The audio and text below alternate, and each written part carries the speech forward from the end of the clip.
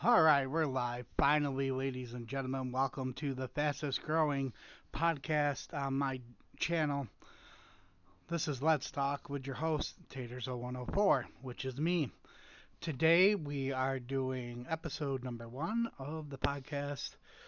And as a special guest, I have Untouchable _ gaming, who is live on Twitch. If you'd like to go check him out, why he does see what it's like through his end. We also have Foot65, who goes live on Twitch every now and then. And by now and then, I mean like once every 3 years. Excuse me. So today we're going to talk. First, let me introduce our guests. All right. First, we got Foot65. Say hello, Foot.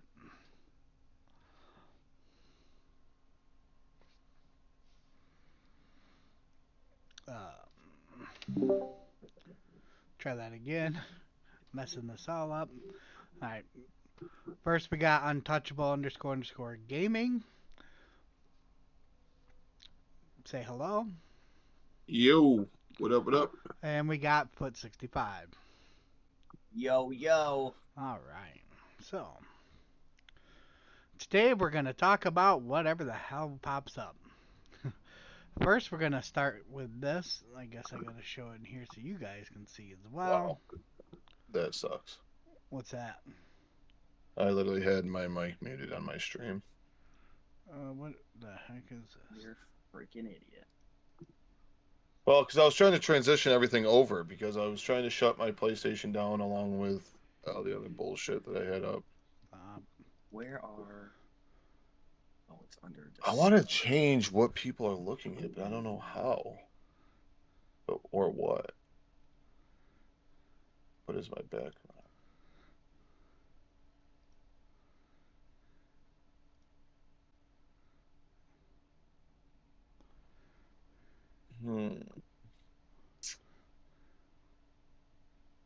I know what I'm going to do. Kitty Cat Quest 2. Okay, why is this nothing but issues? Well, it's always happened when we try to actually do something. Right? I'm trying to share this video in Twitch or Discord like I always do. It's not doing it. It literally just says, it pops up like it normally does. What are you streaming? Blah, blah, blah. Is this where you want to stream? Yep. There's no OK button. Oh my gosh.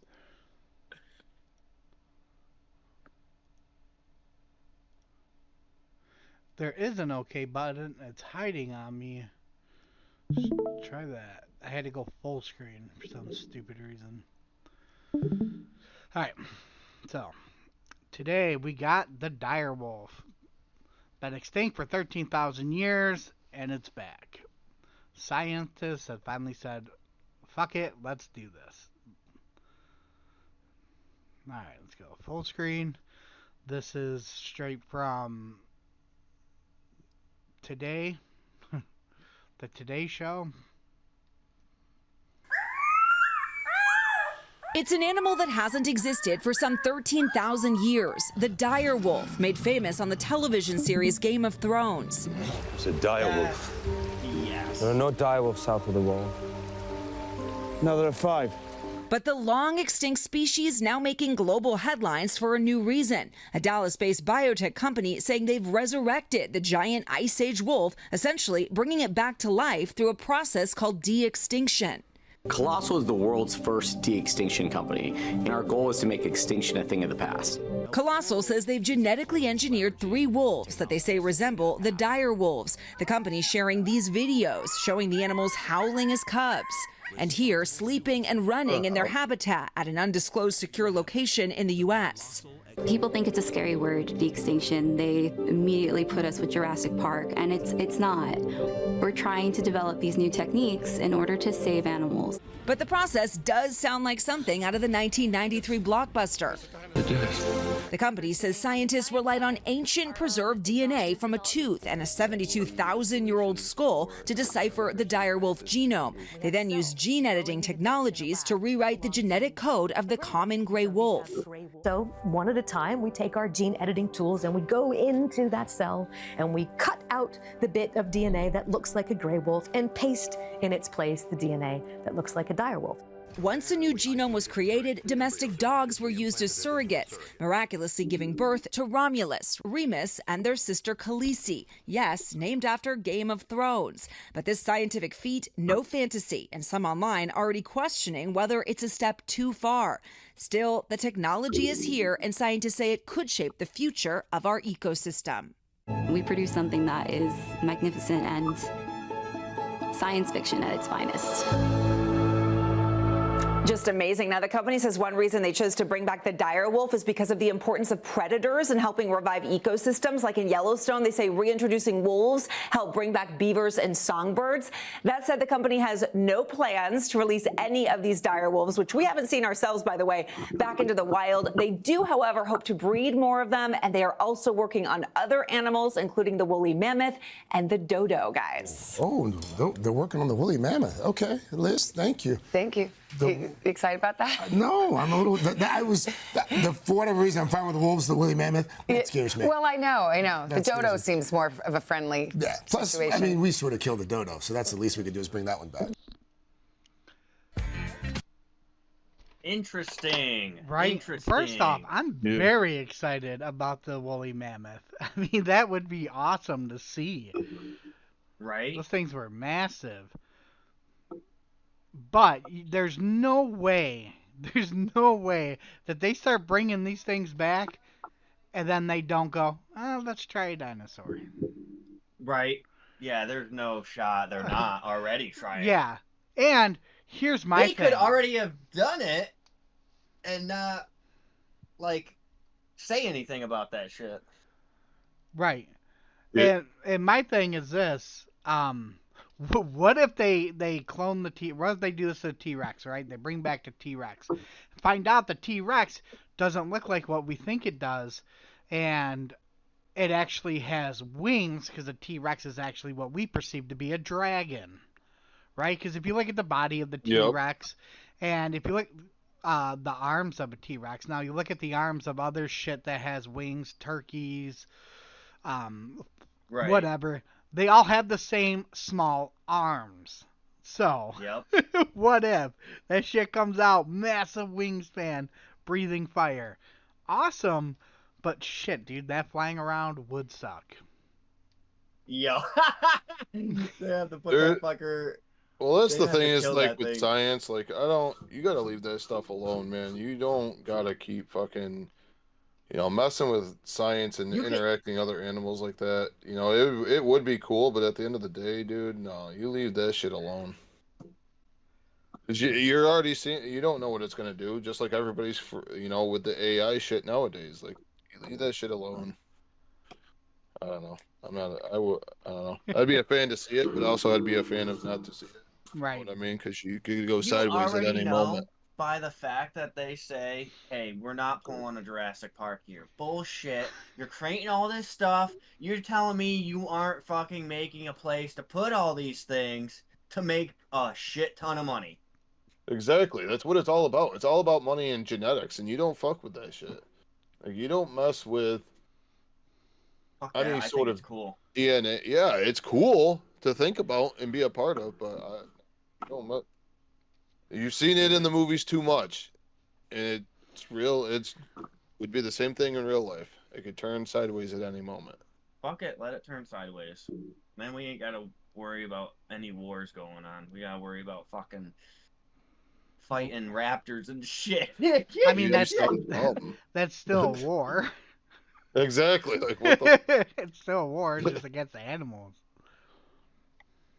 I mean, crazy. I'm good on it. We got a video captures the moment a train splits a semi-truck. Yeah, I mean, I mean, it's split mind, right? 'Cause then it's like we've cloned They're sheeps. already We did that back right. in '96. Uh, I'm sure we cloned tons of stuff since then, and just nobody said anything. Well, yeah, Right. dude. And it Everything's becomes, what if? So we start cloning humans. So technically they somehow get our consciousness into the clone. We live on again and again through these different bodies. Then it becomes, what if a soul is real, right? So what happens if you clone and you get switched from this body to that? Your soul's not going to transfer.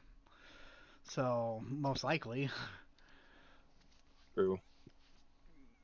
so then how do you act then? It's a whole lot of variables into that one. Let's see, different pace. Let's see a semi get wrecked.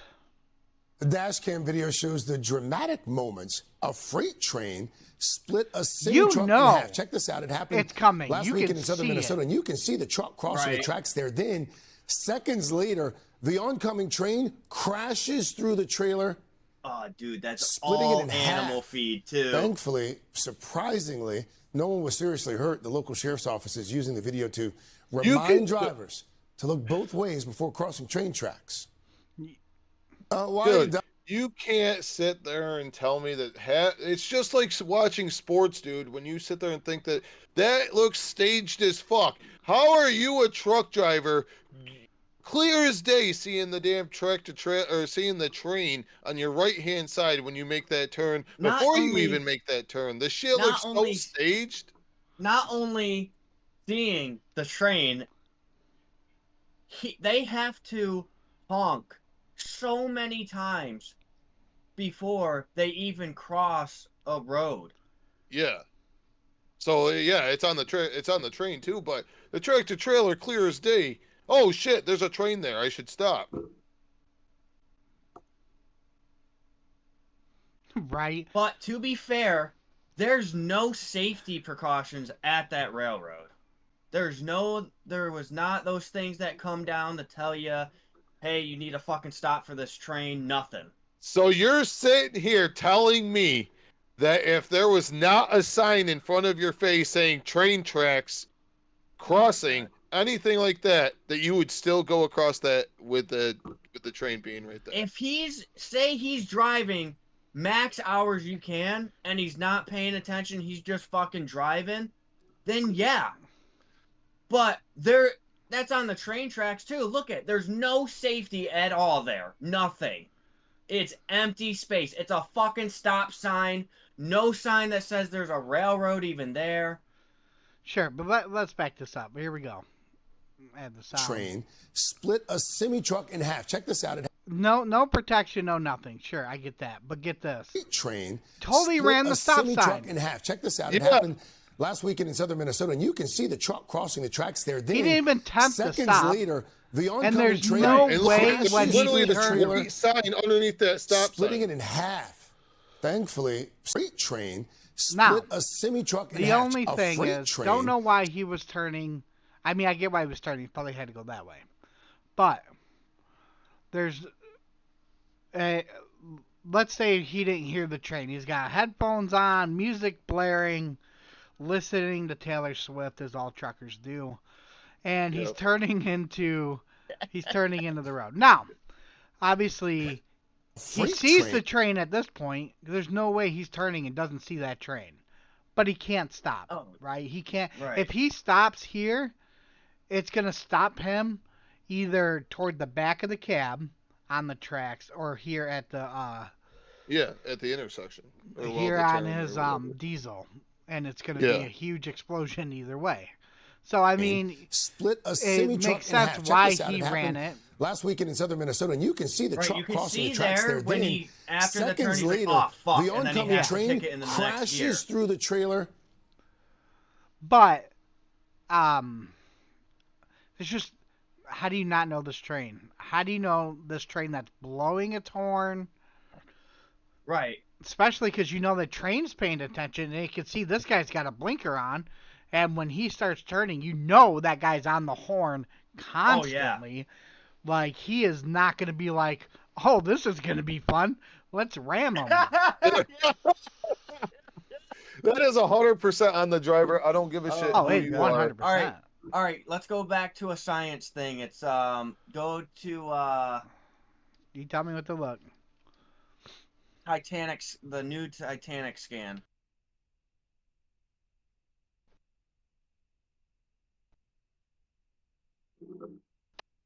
Yeah, scan.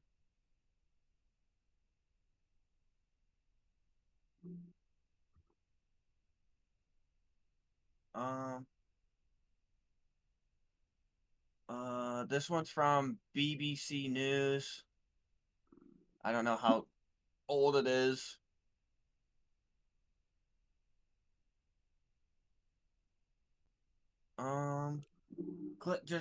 Just click BBC News, yeah.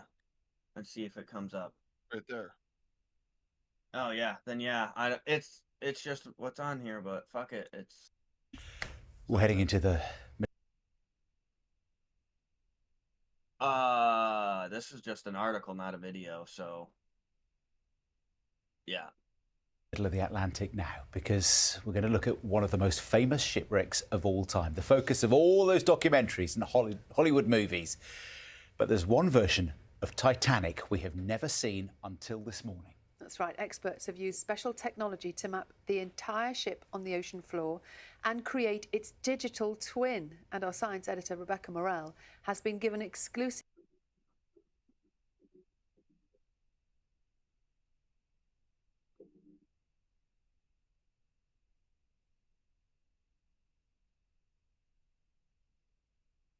access to the project. Nearly 4,000 metres down, in the murky depths of the Atlantic, the Titanic. It's so huge that in the gloom, cameras can only ever show us tantalising snapshots of the decaying ship, never the whole thing. But now a new project has revealed the wreck, as it's never been seen before. There aren't many places big enough for the wreck of the Titanic, but this is one of them, the stadium where the 2012 London Olympics was held. A full-sized scan of the wreck has been captured, and to appreciate its scale, we've superimposed it in the stadium. The Titanic was simply colossal, and this 3D scan reveals the wreck in its entirety. For the first time, we have an exact digital copy of the real thing. And what you see here is what's lying on the floor of the North Atlantic Ocean. And not only can we get an idea of the ship's enormous size, this scan also gives us a close-up view of its smallest details. You can explore the wreck from every angle. The boat deck here can be seen from above. The gaping hole provides a glimpse inside, where the grand staircase once stood. And this is what's left of the captain's bridge and the wheelhouse, covered in fragile stalactites of rust. Already some remarkable detail can be seen, like this serial number on a propeller. What makes this different is a true digital twin of the Titanic. The resolution is phenomenal, genuinely phenomenal. I've not seen anything of that resolution. This will allow scientists, historians to re-understand how the Titanic came to be where it is, and it's also it's a snapshot in time. The Titanic was scanned last summer. Submersibles were deployed, remotely controlled from the ship. They travelled the length and breadth of the wreck, back and forth. 700,000 images were taken from every angle to build up an exact 3D reconstruction. The wreck is in two parts. The bow is still instantly recognisable, more than 100 years after it sank. 800 metres away, the stern, though, is a chaotic mess of metal. It collapsed as it corkscrewed into the sea floor. In the surrounding debris field, items are scattered. Ornate metalwork, unopened champagne bottles, and personal possessions too. Dozens of shoes resting on the sediment. Despite how extensively the Titanic has been explored, there are still many fundamental questions. The hope is this scan could provide answers. We really don't understand the character of the collision with the iceberg. We don't even know if she hit it along the starboard side, as shown in all the movies. She might have grounded on the iceberg. And this photogrammetry model is one of the first major steps to driving the Titanic story toward evidence-based research and not speculation. The sea is taking its toll on the wreck. Microbes are eating away at it and parts are disintegrating. Wow. Time is running out to find out what happened on that April night in 1912, when more than 1,000 lives were lost. But the scan now freezes the wreck in time and allows experts to pore over every minute detail. The hope is Titanic may yet give up its secrets. Rebecca Morrell, BBC News. It's amazing, isn't it? Absolutely. Question is, That's do you believe that's Titanic? So there's No. There's conspiracies out there that the owner of the Titanic, he switched it out just before the Titanic itself was supposed to go up. He had another ship that couldn't be insured anymore. Basically, he wanted the insurance money, so he switched the ships out. He had Titanic. He painted the ship, knowing dang well it wouldn't survive the trip. And plus, on the ship was his competitors, who all died during the Titanic crash. Now, do you believe something like that? That somebody would actually do something like that?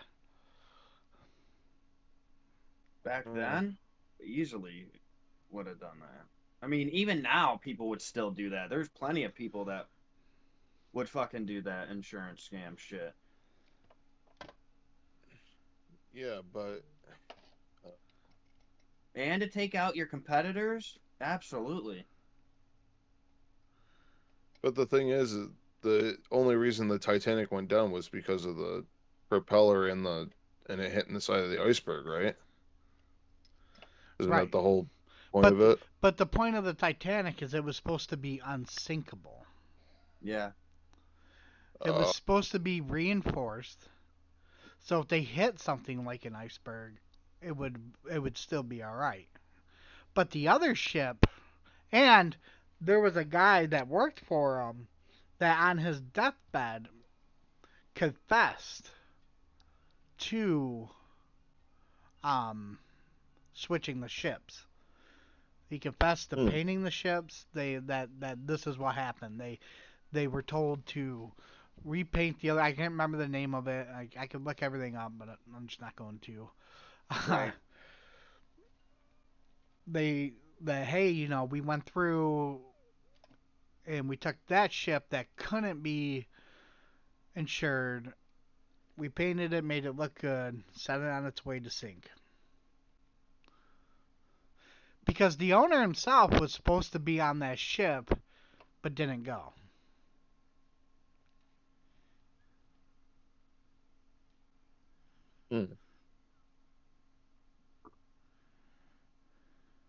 Right. And thinking, hey, the ship's supposed to be unsinkable. You'd think the owner would have confidence and be proud and go on the journey with the ship.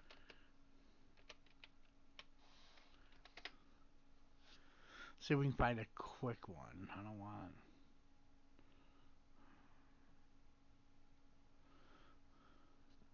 This is a... You say you watched that one before. I don't remember watching it, but... Here we go, we'll watch that one. Captain Smith himself was... In 1912, the Titanic sank to the bottom of the Atlantic Ocean. But do we actually know why? And furthermore, did it? Did it? These are the questions we're asking ourselves. Okay, let's start with a very quick recap of the story of the Titanic. The Titanic was a passenger ship and one of the most luxurious on the seas at the time. It measured 882.5 feet long and 92.5 feet wide.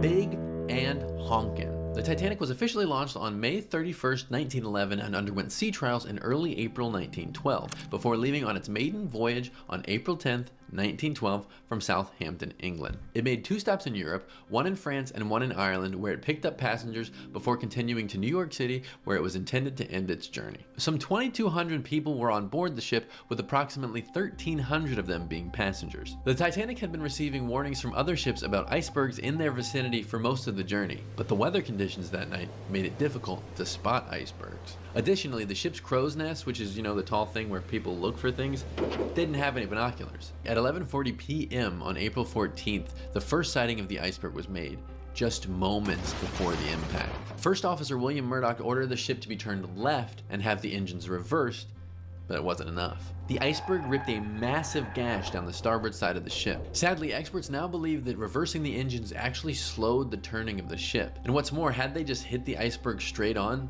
the ship would have likely survived. Another fatal flaw in the Titanic was its lack of lifeboats. There were only 20 lifeboats on board, which could save 1,178 people. And if you remember how many people I said were on the ship, that's way less. Not to mention that the lifeboats were being sent off the ship without being at their max capacity, leaving even more people trapped without an escape. The first lifeboat could have fit 65 people, but left with just 27. That's way less. A total of 705 people were rescued by the Royal Mail ship Carpathia from the lifeboats in the aftermath of the sinking. Over 1,500 people died as the Titanic sank into the Atlantic Ocean. Or at least that's what people would have you believe. Perhaps it didn't sink, or if it did, maybe it wasn't an accident. Let's talk about the conspiracies.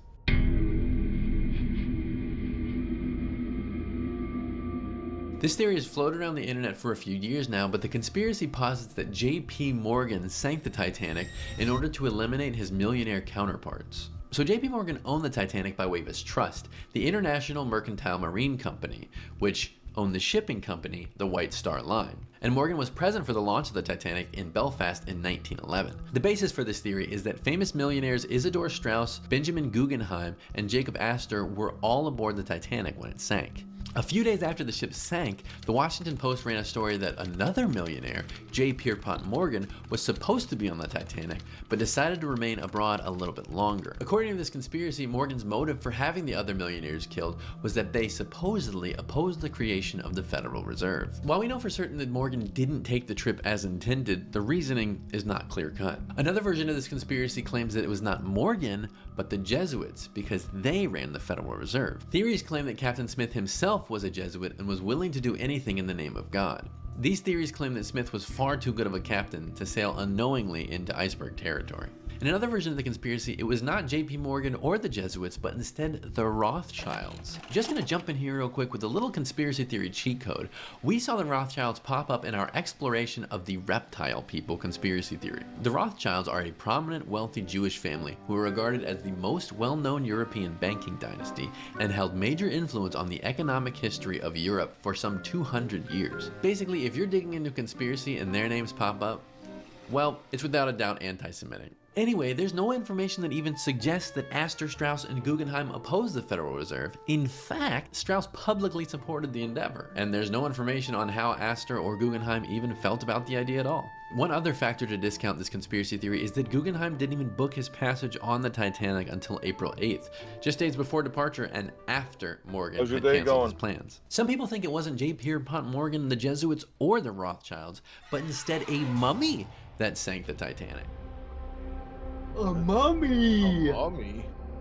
A mummy? Right. The story that follows this mummy is of such misfortune that she's been dubbed the Unlucky Mummy. The story goes that the mummy case was obtained in the 1800s by a group of Englishmen who were visiting Egypt. The actual mummy was said to have never left Egypt, but the case was taken to England, where it continued to cause issues for those who encountered it. The details of what happened to each man after the case was purchased change with each source, but the gist is, one man had an arm amputated after a gun accidentally went off, one man died or disappeared, and two suffered great financial failure afterwards and lived the rest of their lives in poverty. That one might be because of a mummy's curse, but it also might be because they make bad financial decisions like buying mummy cases. As the case continued to cause harm to those around it, it was eventually suggested that it be donated to the British Museum to rid the private citizens who owned it of its curse. There are rumors that the workers who moved and installed the case in the museum also soon met dreadful injuries or even death. The case was supposedly sold to an American archaeologist who would transport it to New York via, you guessed it, the Titanic. Now, there are two versions of what happens next. One suggests that the case sank to the bottom of the Atlantic Ocean with the Titanic. Another states that the man convinced the other survivors to save the case and it eventually made its way to New York, only to be sold to someone else who sent it back to Europe via boat. And the case sunk that ship too. But these stories aren't just internet rumors. The story of the mummy's curse made it to highly regarded newspapers like the New York Times. But as fascinating as this theory is, in reality, it's mostly not possible at all. Apparently, the case had been in the British Museum's continual possession from 1889 to 1990, when it was then loaned to Australia, and it is currently on display at the British Museum. Another reason this story isn't possible is because the Titanic never actually sank. Dum dum dum. One conspiracy posits that a boat truly did sink into the Atlantic Ocean, but it was not the Titanic, but instead its sister ship, the Olympic. So at the turn of the century, the White Star Line shipping company commissioned their Olympic-class ships. This class was to have 3 ships, the Olympic, the Britannic, and the Titanic. The Olympic was the first to be built, followed by the Titanic.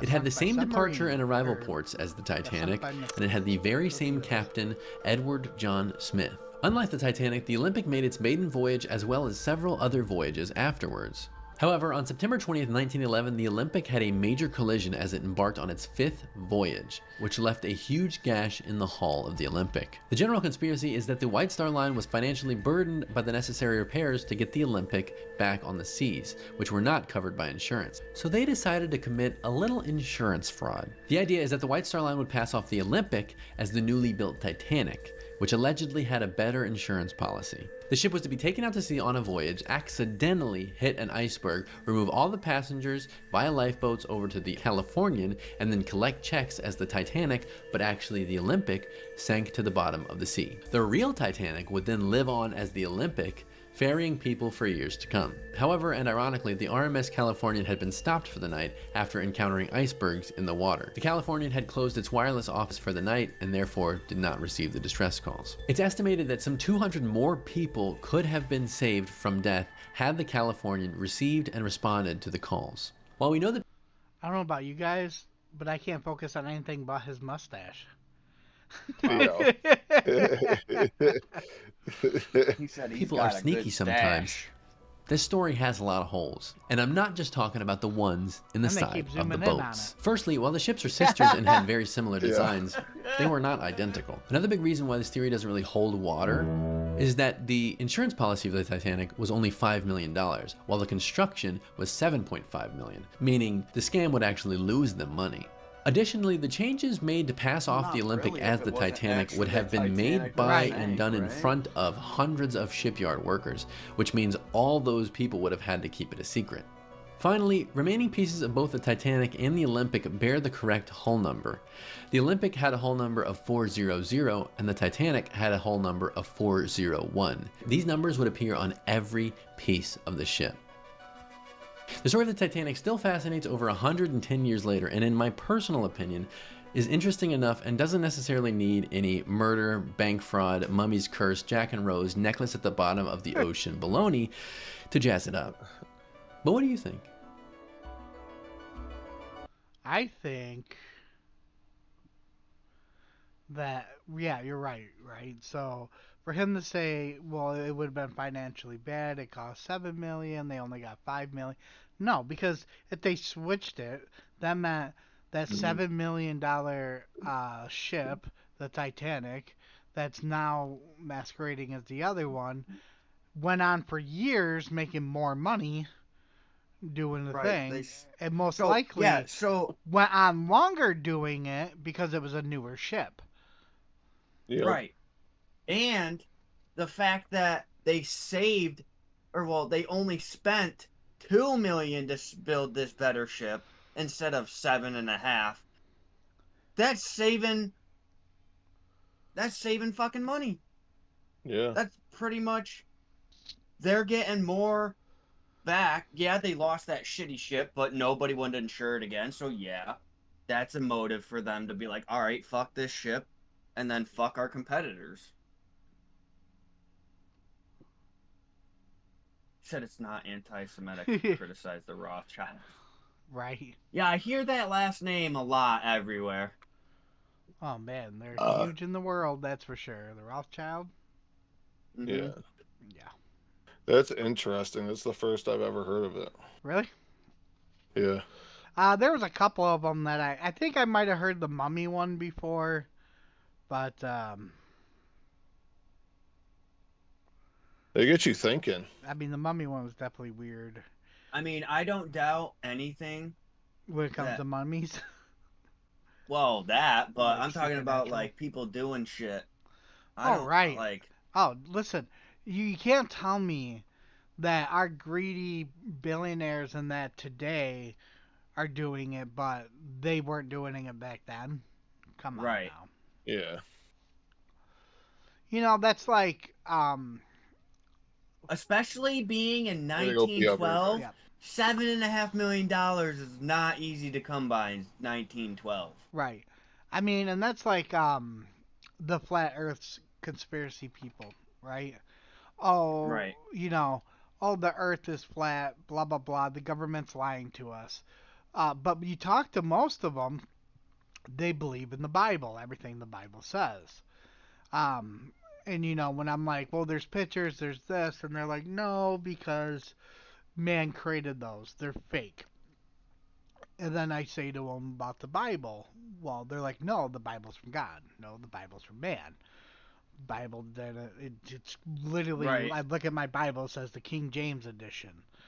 Now, you're Right. telling me that the government will do all this, but within the 2,000 something years that they had, that these lies have been going on, that the government and the shadow people have been controlling all this, they didn't once mess with the Bible?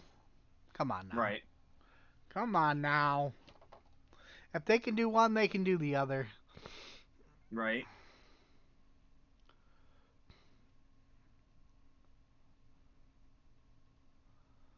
I mean, but yeah, that mummy one is weird. But to say that it Right. definitely couldn't have happened, sure. I mean, that mummy could have been on there, and it could have went over to another ship, and then that ship sunk, and it still made its way back to England. I mean, he said it's been in the care of the one place since 1880 something. Well, the Titanic sunk in 1812. Oh, was it 1812? No, I think it was 1912. I had to put my So yeah, you're 1912. right. It couldn't have happened. Unless they're lying. Right. Maybe it's the reptile people. The reptile people, yeah. The reptile The people. reptile people. Let's see if we can find a quick one on the reptile. I don't know how to spell reptile. I know that's not it. Yeah. Keely. Teely? I don't know. I think you had it right the first time. It'll know. correct itself. It'll know what I'm talking about. The lizard people? How do regular people fall into believing conspiracy theories? No.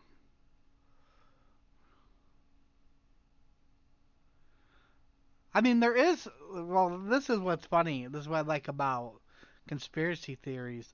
There's a lot of them that's weird and that you think wouldn't be true. Look at JFK. I mean, growing up my whole life, the conspiracy was he was really assassinated by the CIA. Now we have documented proof that he was assassinated by the CIA. And which in itself, I think is bogus, right? That they release it now because everybody involved in it has passed on, so nothing can be done about it. I think bullcrap, right? Here's the document showing that the CIA did it. We need to shut the CIA down immediately, as they committed treason on the highest level by killing an acting U.S. president. Yep. Well, look at the shit that they really with the whatchamacallit with the Epstein.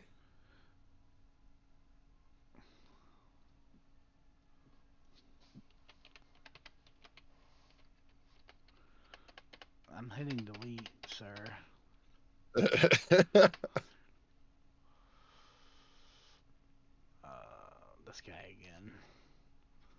Why, you want to look at his stash? Hi, I'm... Well, he happens to be one that's only a couple minutes, where everybody else is like 30 minutes long. Oh. But yes, he's got a stash. But then the other one is, Hitler didn't really die. He then went to Cuba and lived out his days in Cuba. Oh, yeah, I watched that whole documentary. Yeah, the CIA was tasked of keeping tabs on him. These are files that were released, and the CIA files that got released. Like, that's really crazy. Yep. I watched that whole documentary on that. Oh, I didn't know that was even a thing. Yeah. All right, let's see what the theory escorted him. They escorted him down through a tunnel and shit and everything. Yeah. Wow. Oh man, which will lead us to another one after this. Because I want your guys' take on it, but we'll get this first. I'm Nat, and lately I've been wondering, is there a secret race of reptile people controlling our governments and enslaving humanity? We'll see. Since I was a child, I've been naturally inquisitive, questioning anything and everything that didn't quite make sense. As I grew, I poured countless hours into a number of conspiracy theories. Some of these theories I believe and some of these theories I don't, but some of them I do. Here I'll be studying the evidence for and against all of history's mysteries, doing the work so you don't have to, but you really should do it on your own, like check sources and all that. Okay. On today's episode, Reptilian Conspiracy.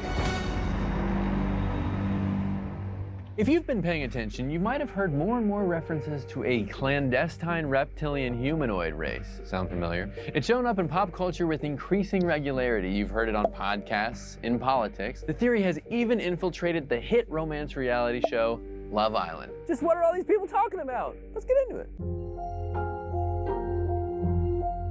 Okay, so as with nearly any conspiracy theory, there are usually variations in belief, but for the most part, the theory posits that there is a race of reptilians, or lizard people, if you will, and you should, that work in secret to dominate and rule over humans like you and me. Now, while the suggested origin of these lizard people varies from theorist to theorist, some say that they're from Earth, some say that they're from space, some say that they started on Earth, went to space, and came back. The one thing that most folks agree on is that these motherfuckers are evil. So how do these lizard folk go from ruling in secret to getting brought up in Love Island casual contestant conversation? Well, the Reptoids can thank former soccer player, sports reporter, and hot take haver David Icke for absolutely and utterly blowing up their spot. It's also worth noting now that David Icke's ideas are kind of problematic and borderline prejudiced, but we'll get to that later. In 1998, David Icke released a book called The Biggest Secret, where two people he interviewed claimed that the British royal family were not in fact humans, but lizard people. Icke also claims that George W. Bush, Henry Kissinger, Bill,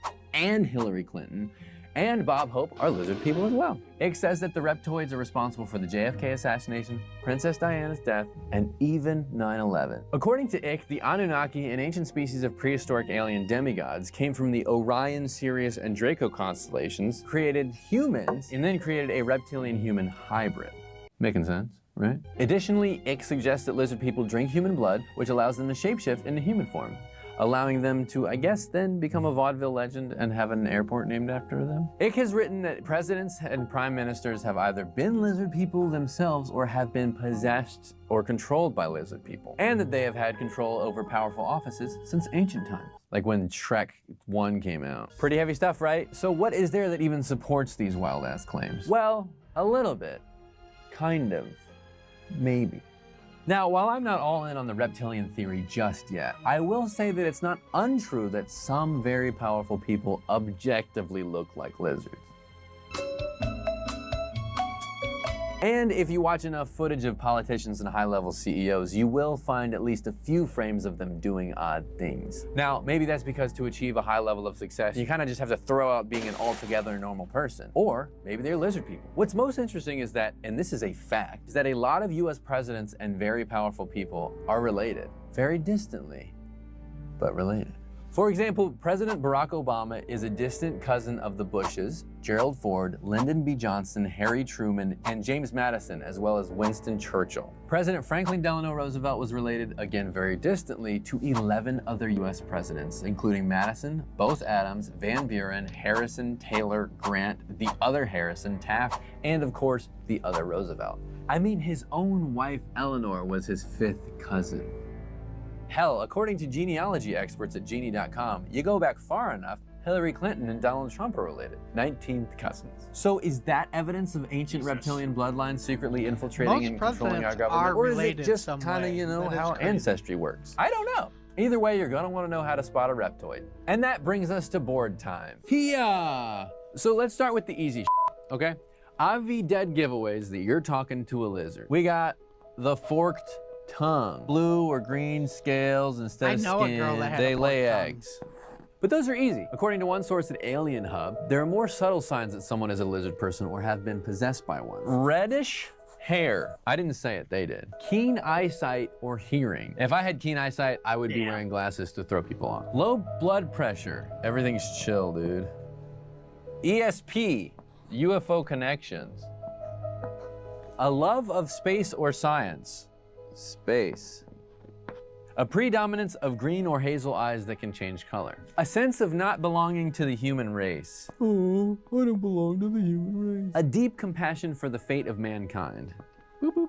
Unexplained scars on the body. An affinity for those chalky Valentine's Day hearts. That's not actually on the list, but who likes those? But even without that, many powerful people exhibit many of these signs. But does that make them lizard people? Okay, so here's a conspiracy theory pro tip. And this goes for nearly any conspiracy theory. If you present evidence in the right order and don't present evidence against, you can make a compelling case. So now let's talk about the problem. Back to David Icke, the leading reptilian conspiracy theorist. He was a famous soccer player in the UK who had to retire after developing arthritis at age 21. He became political and joined the Green Party as a spokesman in the 1980s. He resigned from the Green Party in the early 1990s, which later banned him, and he toured the country telling people he was the son of the Godhead, and was generally laughed out of good favor in the UK. His theories have often been labeled as anti-Semitic. While some of the people on the list aren't Jewish, Icke has stated that the Rothschilds, a prominent and influential Jewish family, are actually blood-sucking reptilians. Icke claims that he's not criticizing real Jews, just many lizard people posing as Jews. These are his words, not mine. He's also been labeled a Holocaust denier, positing both that Jews may have funded the Holocaust or that it didn't happen at all. In addition to that mess, there also might be a scientific reason why we might just not like snakes to begin with, making us very susceptible to a fear of a reptile-human hybrid. In 2013, scientists discovered that we have certain neurons in our brains that only respond to snakes. According to their research published in the Proceedings of the National Academy of Sciences, these neurons were very important to our early ancestors who had to be wary of snakes when they were a major threat to survival. In a small study in 2014, EEG meters were used to track subjects' brain activity when shown photos of snakes. The study showed what we already know. People, for the most part, don't like snakes. Could this be evidence of a possible counter theory that we're predisposed to be scared of reptiles and therefore more likely to be paranoid about lizard people? I think so. So are we under the rule of a bloodline of reptilian aliens intent on sucking our human blood and shape-shifting their way into our hearts and minds? Or is this just, and excuse my language, a bunch of horse apples? We may never know for sure, but watching what our politicians do with our tax dollars isn't the worst idea. And maybe when you're watching that, you can keep an eye out for lizard tongues or anything else on this list. Okay, so that was different. That was weird. Yeah. I mean, I hear one. I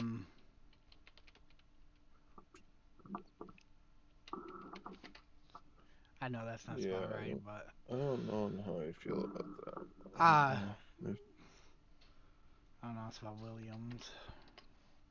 IAMS? Yeah. A? Nope. IAMS. Yep. Wait, there where's you go. the I? After the L's? Yeah. Oh. Nope. It's Will I Am. Yeah. Alright, so this right here. I don't know if you guys seen this. Yeah, I've heard about the faking and stuff. We all remember Mrs. Doubtfire and Robin Williams. It's so sad when a comedic genius dies, especially when they go out the way they did. Maybe you don't remember that. Robin Williams had been suffering from severe depression. Well, have you ever seen this guy, Uncle Pappy? He doesn't seem too depressed to me. And not only is he a dead ringer for you know who, but man, he sure does do a pretty good imitation. Seems I can't make a video without people comparing me to Robin Williams, and that man brings a damn tear of joy to my eye. I love him so much, man. So I'm gonna do a little Robin impression for y'all, okay? This is Robin Williams talking to me about swimming with the alligators. Let me see now, Pappy, you swim with the alligators. If you get attacked, it's not your fault. It's not your fault. It's a grand adventure. I don't know, man. Go easy on me. I'm just tired, man. I practiced a long time for them. Man, that sure is a spot-on impression. But that's all it is, right? Just a guy that happens to look just like him that can do a spot-on impression. And I don't know what all these hand symbols are, but maybe there's some sort of sign language of him trying to let us know how depressed he was. It was his way to let us know. You know, maybe that's what they are. I don't know what they are. But here I am doing that thing again where I don't realize that there are just people in the world that have doppelgangers and look alike. Someday I'll remember that that's a thing, that there are just people in the world that look alike and can apparently do perfect imitations. And apparently also have very similar facial markings. That must just be a thing. If you look like someone else, you must share similar facial markings, because that's part of looking like them, is you would have identical markings and even identical discoloration in your face. It's, you know, that must be what it is. Just total coincidental, identical markings. Yeah. That's it. And he's on all the platforms, and maybe you guys should just go message him and let him know just how good his impersonations are of someone. And just send him a message letting him know that you really enjoy his impersonations. All for entertainment purposes, of course. I know that poor, depressed Robin Williams took his life. Entertainment only.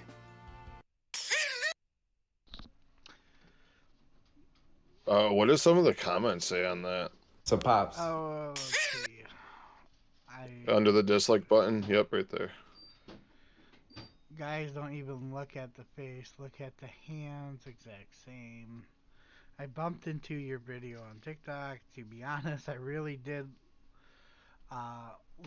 he really did look miserable before his death and after his 2 divorces. I'm sure he was depressed. I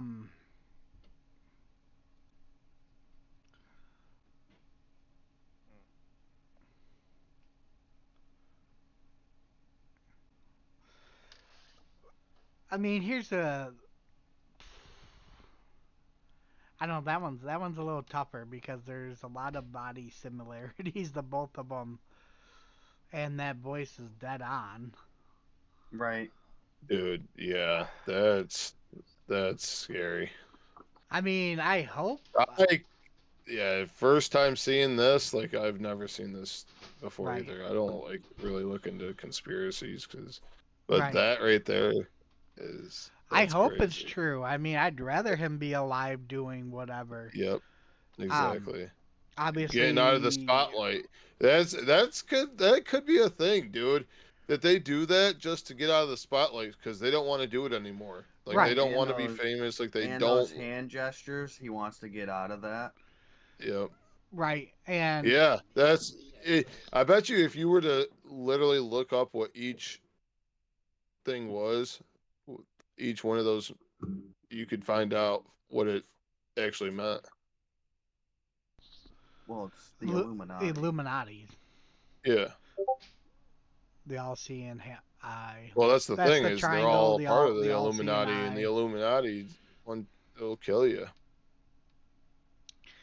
I mean, but yeah, it'd be nice. I'd like to know that it'd be nice to know he's still alive. Here's the problem. He would never, if it was true, he could never admit it. Because if, I mean, it was, you know, they had the funeral, there was insurance pays out. If it turned out to be true, he'd just go to prison for insurance fraud. Yeah. You know. But that's the it'd thing be is, nice. That's the thing though. Like that he looks so, like you said, so spot on. Right, and they happen to be like the same age, like everything. Yeah. That's the thing is you'd have to literally search into and look and see who is Uncle Pappy. Oh, I'm sure you can't find anything about Uncle Pappy. Well, that's what I'm saying. Like, out of the blue, all of a sudden that dude just showed up. And then has 1 million followers. Like, yep. Yeah. So, yeah, that's so that's that. So Pops. Shut up. Stop talking. We'll just shut it right down. So what I'm going to do now is I'm going to actually end this because I'd like to keep the first one short. And so what we'll do, if you're watching live, I'm going to shut down. I will go back live here shortly. We'll play some video games. For those of you watching just the podcast or listening on Spotify, I hope you enjoyed what you heard. There will be more to come. I'd like to give a special shout out to Untouchable__gaming. You can find him on Twitch, on Facebook, yes, sir, on Twitter, on everything. I appreciate that. And Foot65, shout out to him, who also streams, like I said, once every 3 years. Check him out when that blue moon shows up. All right, thank everyone for coming. I will see you next time.